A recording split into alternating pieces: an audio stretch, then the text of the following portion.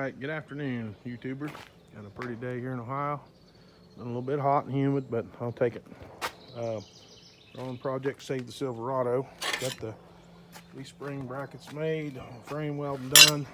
Got a cross member in it and got a shock mount roughed in.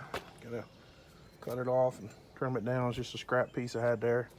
I have the reese hitch in it. All the welds, all the bolts are canted, and if you don't know what that means you tighten the bolt up and then weld down over the nut and the bolt so the bolt nor the nut can move. The bumper mount is welded to the reese hitch, so it's all tied together, and then we will sit that big piece of 6-inch channel right there on top of that reese hitch, and that will make the bumper, and that'll be the back bumper. We'll plate in the ends, we'll put the bump stops back in it. Fixed the exhaust, had to heat it up right there. It was can't clear up into the rubbing the leaf spring. We welded the leaf spring mounts and drilled and bolted. So I think that'll go anywhere. Got the brake line bracket on it over there. There it is. Let's see. I think that's it. Getting ready to go ahead and do the back bumper, and then we'll start putting the rails up there. This fellow is a good friend of mine. Known him for 20 years. Just as good a guy as you ever want to meet. But he's decided now that we're going to build a flatbed on here.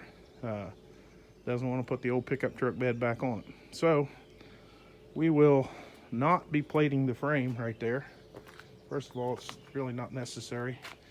No more leverage on this truck, but that's probably stronger than the factory seam was. But anyway, I mean, it's boxed in, as you can see, plated at the bottom. You're not gonna tear it out of there. But anyway, we're gonna lay, just like we did the wrecker, we'll lay 6-inch channel on top of those frame rails, parallel with them, and build a ladder on top of them, and then go in there and put his 5th wheel plate or gooseneck plate in there, whatever you want to call it, and he's going to take care of the wood in the floor, and he is going to do the tail lights. All I've got to do is build the frame and do the welding, and since I like him, I might spray a little paint on it. He is a nice guy, and that's what he wants to do with it now.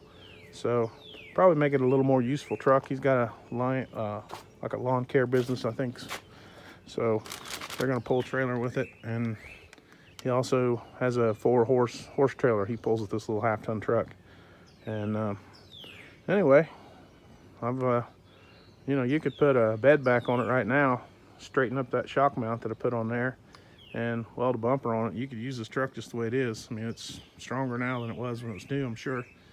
I was going to put another cross member in between the frame rails right here, but I will not now, because you will have a piece of 6-inch channel here at the back, and it will be tied to the reese hitch in a couple places. So you'll have channel laying here on top of that, going all the way across the frame, and it'll be tied to this and that. Then you'll have channel across the back to make the back of the bed. So I don't think these are going to flex anywhere. There's no need to put more weight on the truck than it already has. So, and I did manage to do all that without having to unwire that damn plug. So kind of proud of that. Lazy man's way of doing it. Anyway, trying to suffer through allergies. Hope everybody else has got these is not having as bad as I do, but they've been kicking my hind end. But got the truck pretty well lined out. Now it's just fabricating up a bed. It's more than usable right now, but probably going to move it out of the way and clean up a little bit, maybe, or maybe sweep around it. I don't know, but I'm trying to get the bumper / channel iron setting on it tonight and get it welded on good, and then that'll probably be where I stop for tonight. Had some business to take care of this morning. Took up a good bit of my day, and then I got something I got to do tonight. So anyway, hope everybody's surviving the COVID-19 toilet paper shortage, and got a lot to do. So pitter patter. Thanks for watching. Please subscribe.